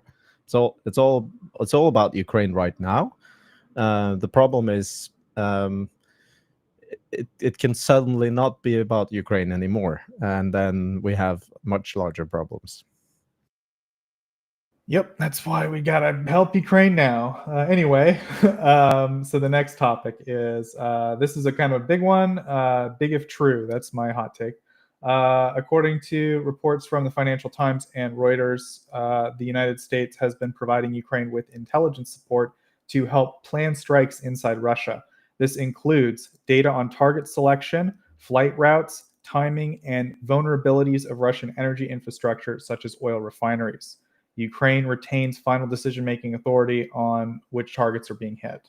The reporting says that the assistance began around mid-2025 and has contributed to successful attacks on more than a dozen Russian refineries, reducing Russia's fuel capacity by around 20%. And the change is viewed as a significant shift from earlier policy. However, I just want to stress that neither the White House or the Ukrainian government has in any way confirmed that that's true. And I don't know of any other news organization outside of the Financial Times that's reporting on this. So big if true, right? I mean, I don't know what else to say about it. I'd like to see a little, because the implications of it are so big, I'd like to see more independent confirmation of it before I just roll with like what the Financial Times said. I don't know. Do you guys feel any differently? I have no comments. Yeah, big if true, man. So hopefully the Financial Times will follow up and, I don't know, do more, or another media organization will do a little legwork and we'll get like more of a story, because it feels like other people would be able to speak off the record about this if the Financial Times could figure it out. Okay, one comment I have is that generally about intelligence, the US have enormous intelligent capabilities, and it's been kind of obvious to me and probably everyone that has been watching this and the war for the last 3.5 years plus, that the US and the allies in general have not given every piece of information to Ukraine that it may need to conduct the war to its best capabilities. That's the comment I have on this.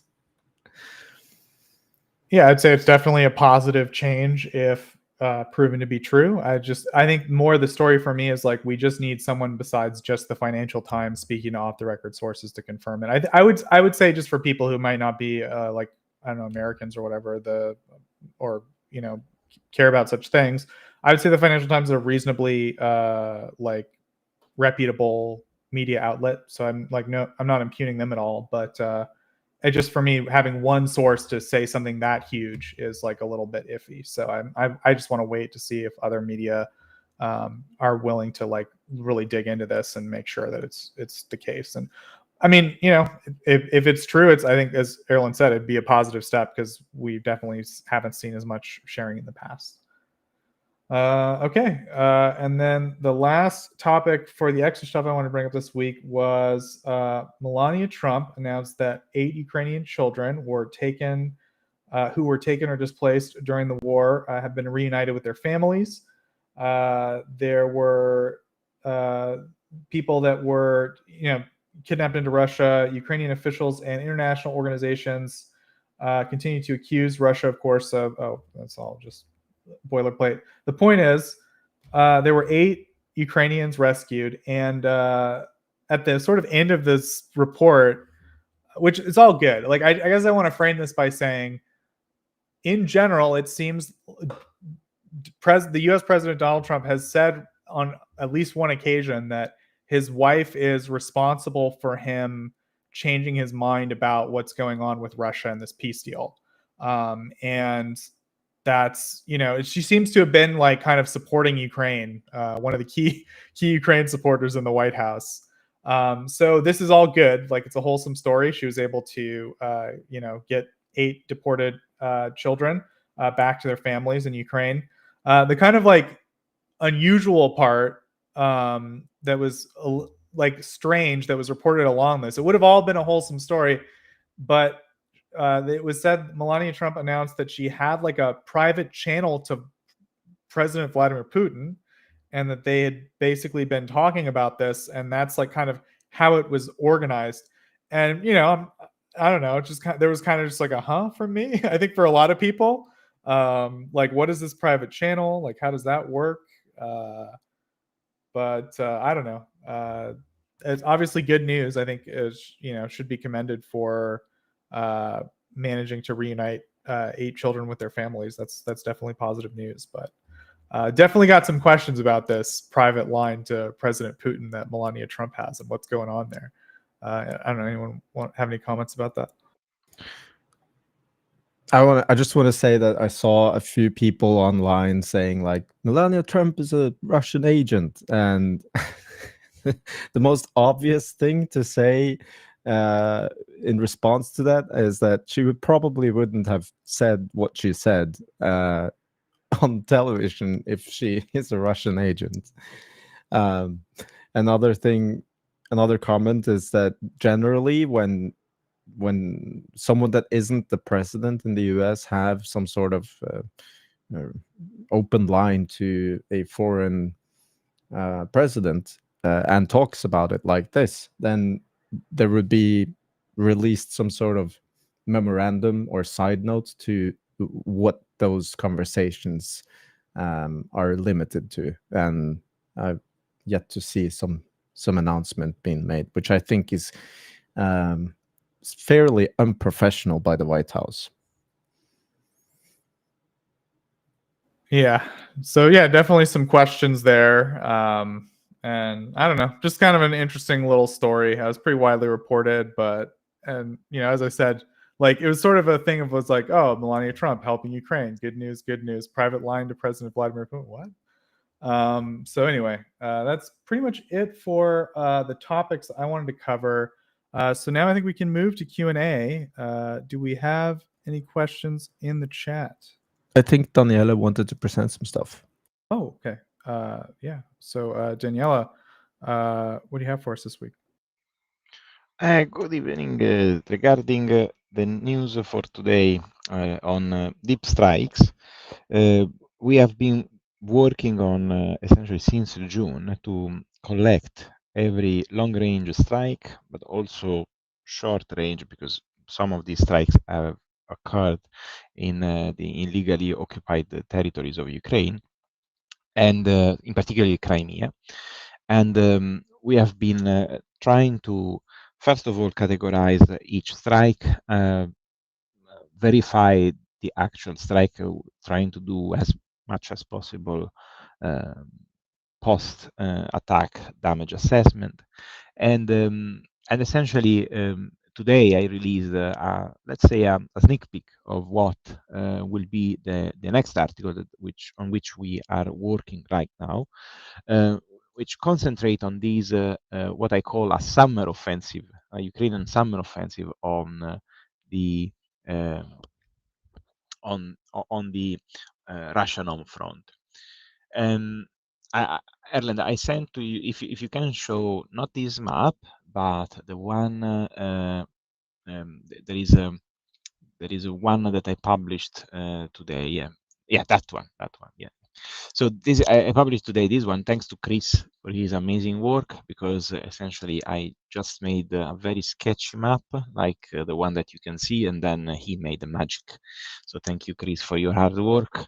As you can see, this map has been kind of inspired from Stanimir. I decided to keep the style similar so we can show some connection, because we work all together on Tochnyi, despite we work on different topics. So here you can see the occupied territories within the border of Ukraine, of course, and then all the Russian oblasts. And they are colored in a scale from white to dark red, indicating the number of strikes that have been occurred in the region. Now, I have also another map where you can see also the black dot where these are, but for displaying these results, I think it doesn't work. there are so many that essentially it's very difficult to appreciate. So you can see that the maximum is 67, and 67 is in the Belgorod region. So Belgorod wins the prize until now. This data is from the 5th of June until the 15th of October 2025. And when I say kinetic operation, I mean not only long-range strike with missile or drones, but also sabotage activity. Can you hear me better? Or is you still? Now it's probably a little bit too far, but yeah. Oh, sorry.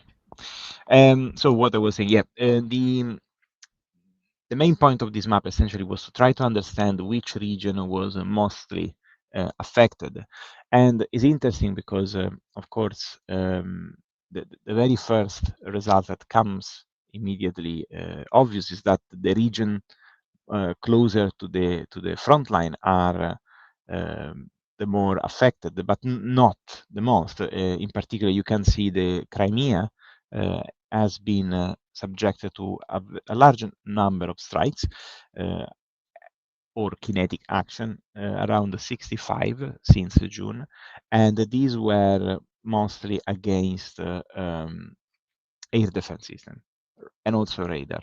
So Crimea has been targeted massively against air defense.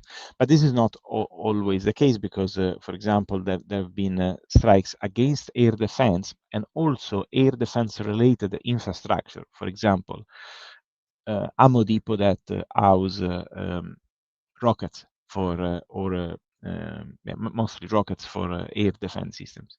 These have been hit in both Donetsk and Zaporizhia Oblast. For what regards, for example, oil infrastructure, instead, a large amount of the strike that we identified were in the region of Rostov. So Rostov have been hit very heavily on refineries. But it's also very interesting that Belgorod in particular have been subjected to a quite intense number of sabotage and strikes in terms of attack on fuel station. And Erlend, if you go back now on the map, the one with all the classification, I think on that one, it might be possible to see. Yeah, you can see the gas station marking in Belgorod. You can see how many they are. And these are not the only, because you can see that little drop, and that one is about oil-related product, essentially. So these are, for example, and also oil infrastructure. So the entire chain from the distribution to the public, the refineries, and also the transportation of the oil through mostly the first 250 kilometers. You can see they are within essentially the 300 range of ATACMS. Everything has been hit systematically, in particular in the Belgorod region. And the reason is also, I think, is also because that is a critical region for the logistic of the Russian army. So by engulfing and creating a need of gasoline and therefore limit the ability of the people to gather gasoline, they also impacted the armed forces. In fact, Stanimir can correct me, but there are regions where gasoline, I think this was in Crimea, is limited only to military, causing a lot of disruptions. So as you can see, this is a kind of way on how to design and create an oil crisis. But this is very much distributed across Russia, as we have seen from the work of Stanimir. But we can see that the focus started mostly in the region very close, in the first 300, 500 kilometers from the front line, in particularly Rostov. And now regarding doing damage assessment, I want to say this is very complex because we don't have access to Maxar imagery. so it's very difficult to have high resolution imagery. So in some cases, it's very easy, or at least is doable to identify eventual damage. So I don't know if you can go on one of the slides that I sent to you, Erlend. There is one for air defense. So this one, for example, is for this is a refinery in Rostov, and this one, as you can see, we are very lucky. This was, I think, the 24th of August. I have to double check. No, it was 21st of August, and essentially here you can see the strike, the before and after. This is the same day of the strike. I mean, the strike happened on 21st. The image on the 22nd, very clear image, very nice. You can even see the fire. So this is the best case scenario when we do BDA. You can see the before, the after, smoke, fire. You know that what has been hit, and you know that has been a good strike. And this is a kind of example when drone strikes works very well, because you can clearly see the effect. Now, if you go on another slide, I think there is one on air defense. No, this is, we'll go back. Yes, this one is one of the meh, we can't say, but we know something has changed. So this is a strike on another oil refinery, I think always in the region of Rostov. And in this particular case, the area that has been attacked is the refinery itself. So the tower, the tower that essentially allowed the refinery to distill the gasoline and from the oil. The strike has been quite successful. There was a lot of footage that confirmed the explosions, but from satellite it's very hard to see. However, in this case, you can see that there is a blackened area. There is a substantial change of the building silhouette. So we can say that this has been a very good strike, because it goes to the heart of the refinery itself. The previous strike, despite was very, there was a lot of fire, a lot of explosion. It's limited because it's essentially it's trying to strike oil depot within the refinery. Of course, this doesn't mean that it's less effective, but has another purpose, as a purpose of eliminating material that has been produced. Instead, this one is to stop the production, essentially. This is a good example of a strike on a S-300 air defense system, and the explosion was so big, and so the deflagration was very large, to the point that you can see very well, even on Sentinel, the craters created before and after the attack. And there are many attacks like this, and these have been done, of course, with the drones, and show the difficulties also for the Russians to deploy air defense system, because most of these launcher or radar, not all have been hit while functioning. Many, for example, of the launcher have been hit while moving. Not in Crimea. In Crimea, they have been hit while in position. But those in the occupied region, illegally occupied region of Ukraine, that most of them, they were on the move. So now what we are doing now, we are putting all this data on a graph, and we are trying to understand the correlation. And what we can tell immediately is that the tempo and the coordination and the correlation between the destruction of radar and air defense system match very, very well with the same tempo and magnitude of destruction of oil refinery, oil depot, and other assets. Keeping in mind that some of these strikes have been perpetrated via sabotage. Okay, so not all of them, but some of them, a limited number, I would say. And on the top of these, there have been attacks also on gas facility, for example, for transportation and storing of gas. So the if you start to study this topic, you start to understand how vast and how diversified the different strikes were, and how pervasive this was and still is today. I can tell you that the peak was in August, now has been going down so far, but these have also shown a weakness of the Russian front line and the Russian air defense. It's full of hole. It's very difficult to protect the different infrastructure, and even sometime you have a refinery hit 3-4 times in 3 weeks, more or less. So this also showed the difficulties for the Russians to deploy air defense system, even short-range air defense system, to protect those sites. This is why I think they don't need a Tomahawk.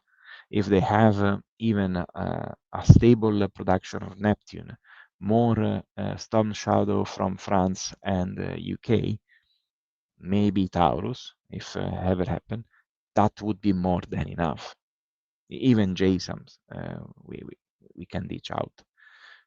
It's because the level of strike that have been performed at the moment is so high and the response is so weak that I don't think there is anything more that the Russian air defense can give, unless you are not in Moscow. Moscow is like a bubble in all this story because it has the most of the air defense asset at the moment.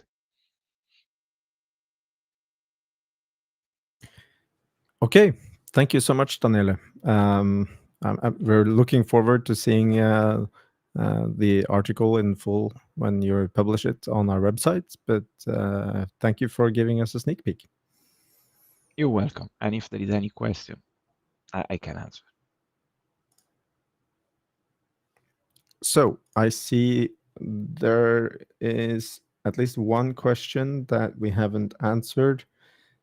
It's not directly related to this, but it's somewhat related to what we've been talking about. So which one thing needs to happen as soon as possible for Ukraine to be closer to victory? A weapon system, increased sanctions, no-fly zone, or something else?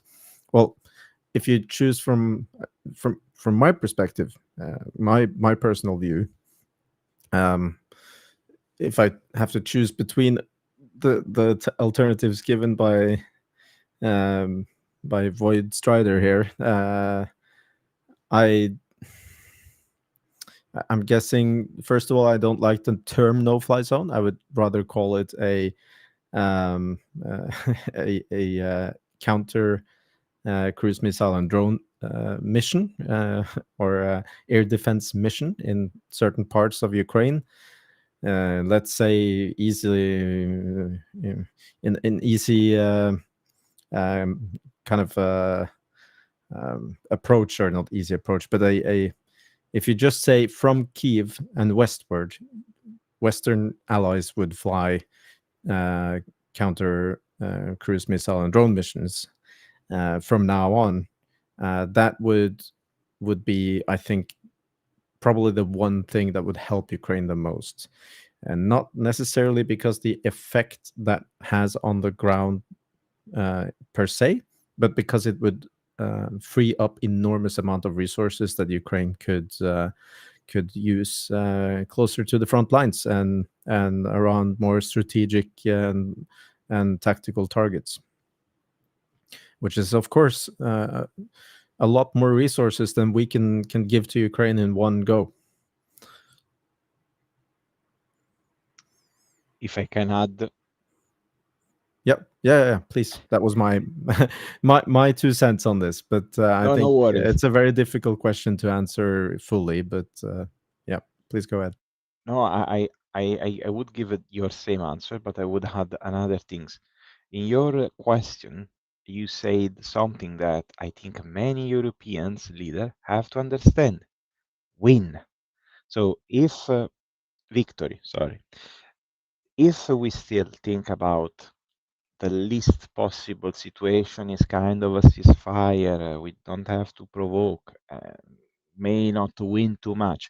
These are all things that are not going to provide Ukraine with the tool that they need to win. So the first thing that have to happen once for all is that the Europeans say we can win this and we will make it possible.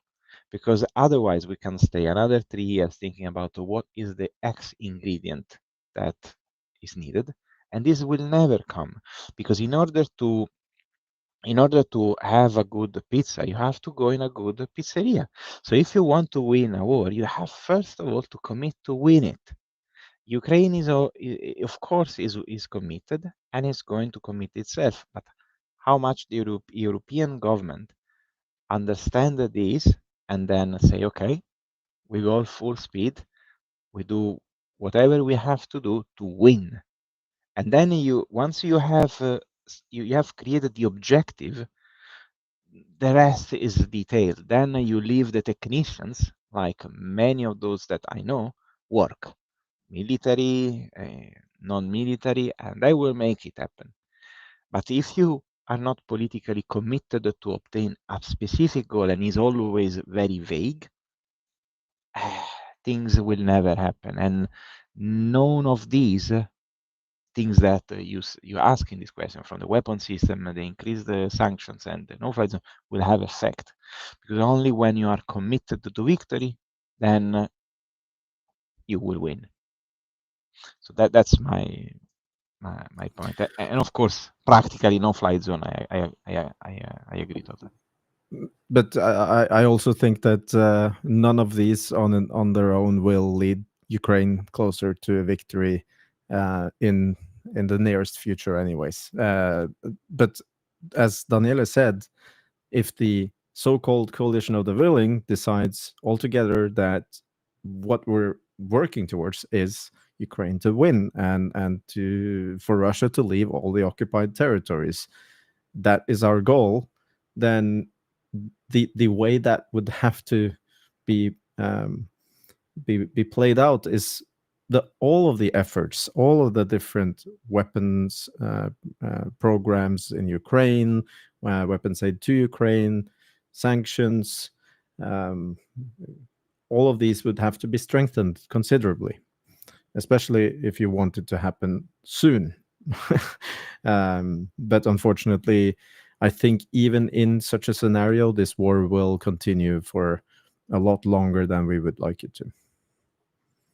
Yeah, and I sent to you, Erlend, like that picture of the Kyiv Institute, which I like the institute, I like the work that they do, but sometimes I don't like some of their publication, but that's not the point.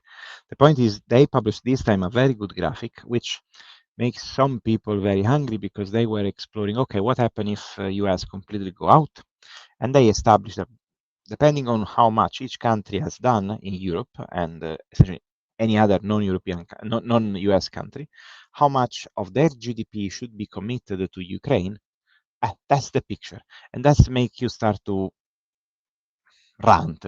Because aside, in my case, I look at United Kingdom and I say, come on, at least 0.2. So to essentially say to Trump, okay, don't worry, this is our business. Go and fight your Antifa in the imagery room. We could just invest for the safety of Europe and of course the freedom of Ukraine, 0.2% of the GDP. Every nation in Europe. You understand? We can defeat Russia, or at least deter it as it is now, with just 0.2%. 0.2, not 1, not 2. And of course, there will always be different percentages on this table. We'll never see all of them on just a little bit more than 2%. But the striking problems here that everyone should be able to identify very easily is that the countries with the largest GDP in Europe are all far below this target, especially Germany, France, Italy, Come Spain. on. They are underperforming when it comes to proportional aid to Ukraine very badly. And it has been portrayed, especially that Germany, France, and the UK have been doing so much for Ukraine. But if you look at this on a proportional level, they're doing very, very poorly. And then who is actually dragging the slack are the countries in Northern Europe, mostly Scandinavia and the Baltic states. If you combine Norway, Finland, Denmark, Sweden, I think you will have probably more aid to Ukraine than not in proportional terms, but in absolute terms than France, Germany, and the UK together, which is a big problem, huge problem. No, yeah, and also because again, these 0.21% that the key list is calculated is respect the GDP of per country. So really, this is very sad because if you go in a balance, finding a 0.3% is not a problem. It's a political problem because you have to say to people, well, we have to spend money for a few years on this rather than that. And no government have been, I think the only government that did this officially, but correct me if I'm wrong, Erlend, I don't know about the other states, but I remember Germany putting on budget more the funding for Ukraine. And this was an actual funding. So someone, I think this was disbanded by Merz, but there was a kind of a minister that was working on using this fund for Ukraine, both humanitarian and also military. So it's absurd that we don't have the political capability of saying we need at least to invest 0.2%, 0.1% of our GDP for the next 3 years, 4 years for Ukraine weapon systems. It's not trying to take away from, for example, defense.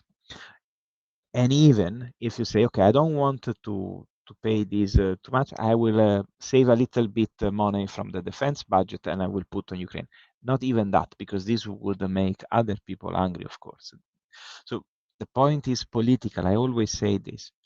This war could be won and can be won if there is a political mandate to do it. And these graphs show that some countries are on it, others like meh, like UK, Croatia, Czech Republic, Germany have to do more. It's the bloody workhorse in Europe in terms of economy. But then you have countries like France, Italy, Spain, Greece. These are countries that have power. They can invest, but they prefer to don't do that for two main reasons. The first is political. They simply don't look at Russia as an enemy, or at least an enemy that will stand. Because in Italy, I'm sure a lot of politicians, especially on the right, or essentially far left, they think, well, but Russia, in the end, we will make a deal. We will make a peace at some point. So it's not good to be too much on the offensive. And then there is the part that essentially are preoccupied by the budget. For example, UK is very much adverse to Russia, but is so preoccupied of the budget that it tends to drag its feet. And I mean, I have no problem to say that I always praise what the Labour are doing for defense, but it's not enough. Saying that we increased the budget, the biggest budget in the last 10 years, 0.2%. Come on. And where they took the 0.2% from foreign aid. So they don't even commit money. They didn't even had the courage to go and say, okay, we make some debt, but it's for a good cause. No, we remove to someone else. So this is the problem. And you, Erlend, you know what I mean. Because the problem is that if the politicians are not able to say, this is a problem, we need to sort it, and we have to explain this to the people, this problem will continue to be there. And a war that could be over by now, we will endure, and God knows how will end. Sorry for the rant. Now, the rant is absolutely due. So it's unfortunately very depressing to see these stats. I just want to a disclaimer that the data is from 2023, but the composition hasn't changed that much. I think. Oh no, 2024. Average between 2022 and 2024. This graph should probably will release a new one soon. But I don't think the composition has changed significantly, except for the fact that Norway has more than doubled its aid. But in absolute terms, it doesn't make up for all the other countries slacking like they do. And by the way, even if the data is not old, it's just because now it's been processed, and you have to think about that. This is the money that has been spent for that for the future. So the fight and all the stuff that we have done now, and the Ukraine have done now, is with this money. Imagine what would happen if everyone was at least at 0.1. Those that are very lucky behind. So. And I know, I see comment, Thierry, I understand your point. I know that there is these moment. Why a tyrant, guys? Why tyrants? Why dictator goes to war? They don't go to war because they are clever, because they have a plan and they want to commit to that plan. They don't look too much. But the people that help them to do this plan, they know the economy and they know exactly that Europe and the world after COVID and after all the other things, we were weakened. And so this is why the war started. Remember, Putin went to Ukraine thinking that we would not react. And he was wrong. But however, we didn't endure. We didn't went forward, and we just, advanced by a small step. I just wanted to add that there's been a lot of talk lately about a possible very large loan being given to Ukraine in with the security of the confiscated Russian funds. I think that's a big failure of Europe. I see people, online cheering about this, being very happy. Until that actually happens and materializes, and Ukraine is given all this, I don't know, 100+ billion euros. 160. Yeah, 160 plus.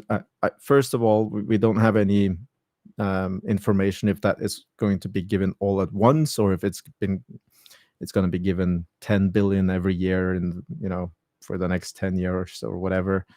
What kind of mechanism it will have, and if it will happen. My first 2 cents on that is that it's not going to happen. What I see as incredibly negative and pessimistic is that it highlights the complete unwillingness of the countries that are participating in this scheme, that they do not want to pay for it. The money is here. We can find it. When COVID happened, the EU found more than 600 billions very quickly, right?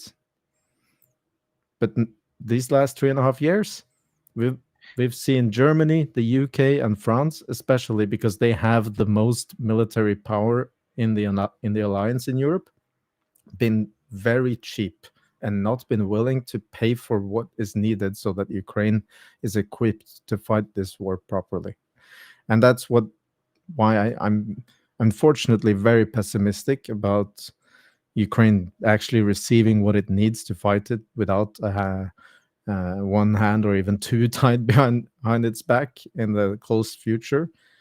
At this point, I hope Ukraine gets that money, even if it was supposed to be the money that Ukraine could have as a guarantee for reconstruction after the war.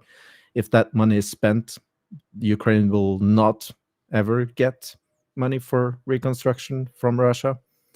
So that's very sad in one way, but it seems like we don't have a choice.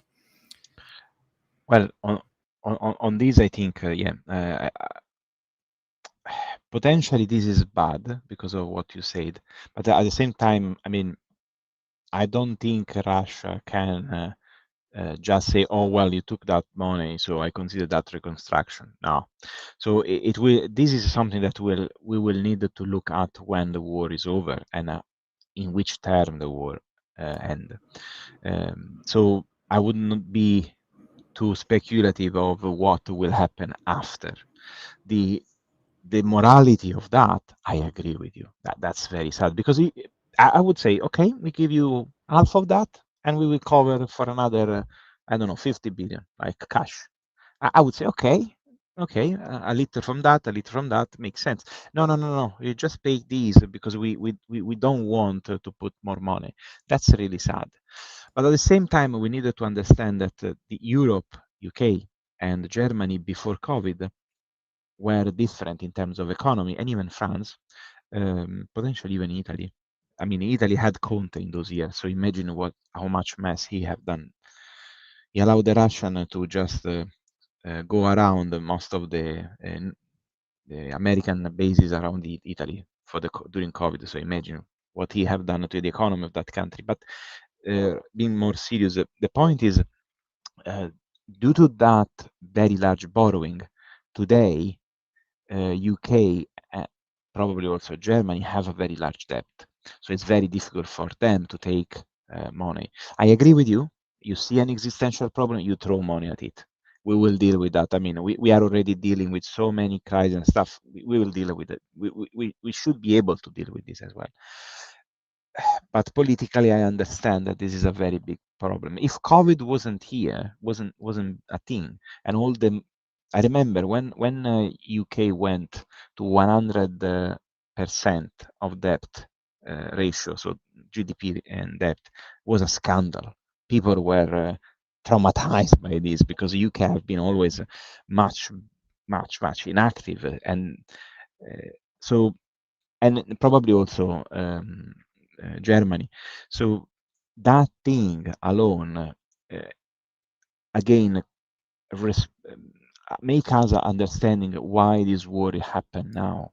Because all these things, of course, COVID wasn't planned by Putin, but Putin understood that politically Europe was weak, economically was going downward. So why they would do anything? They would just accept it. But of course, this isn't the case. And now, how we revert this? There are no better politicians at the moment. I mean, if you look in UK, and again, I'm probably more conservative by nature than Labour supporter, but I mean, conservative in UK are trying to be the Temu version of UK Reform. UK Reform is a pro-Russian party.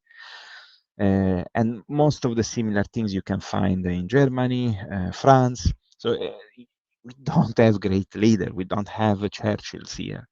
We don't have great parties. There are very good people, but there are also very, very poor opposition and very bad opposition. So we need to be careful, because another point that I also made to you some time ago is probably is not all about this, but government like Starmer, Macron, and probably also Scholz and Merz know that there is an opposing force that is very pro-Russian and has the possibility to get into parliament. But their problem is, in my opinion, if you look at it retrospectively from now, is that they are incapable to understand what they're in front of politically, and also on the security point of view, in not just as countries, but as a continent. If you want to get rid of these pro-Russian parties, I think probably defeating Russia in Ukraine is the most viable way to do so. But yeah, I think we should probably wrap up this discussion. Sorry. It's a very good point. The GDP or the proportional aid towards Ukraine is a big problem. And let's follow the development in this loan, the potential loan given to Ukraine, closer when we know more about it, if it ever materializes.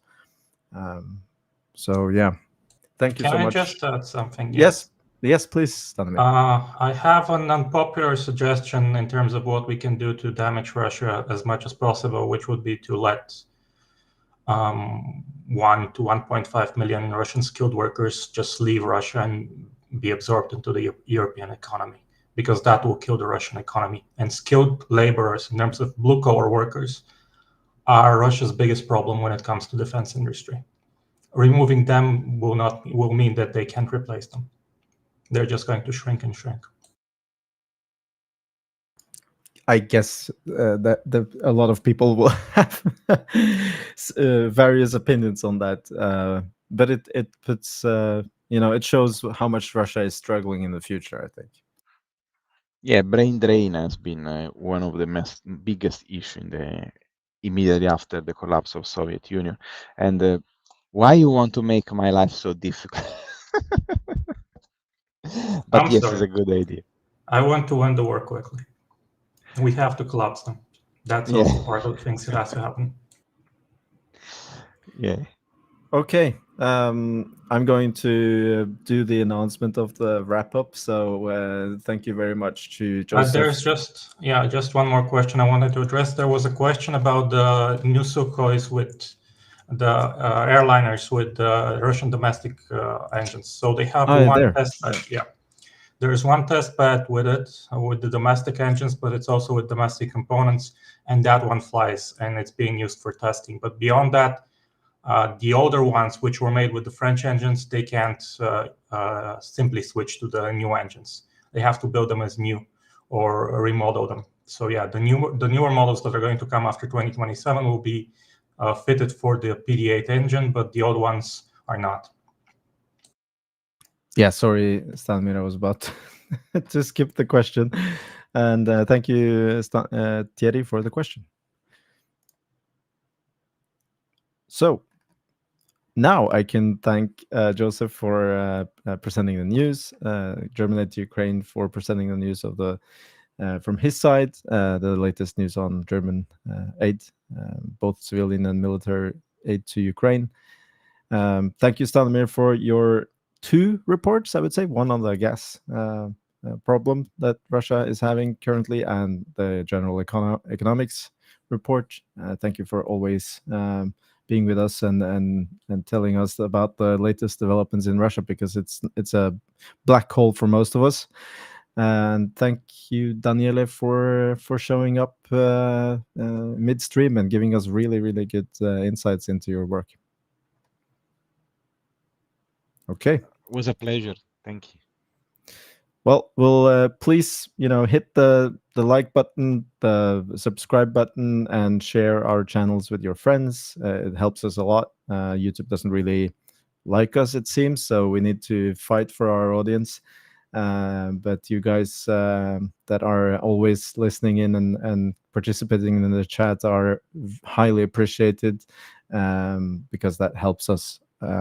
It helps us out a lot with the strange YouTube algorithm that we still need to figure out how to defeat. And thank you to all of the researchers that are doing work on the back end for Tochnyi. And I guess we'll see you guys next Sunday, same time. Slava Ukraini. Героям слава. On behalf of the brave.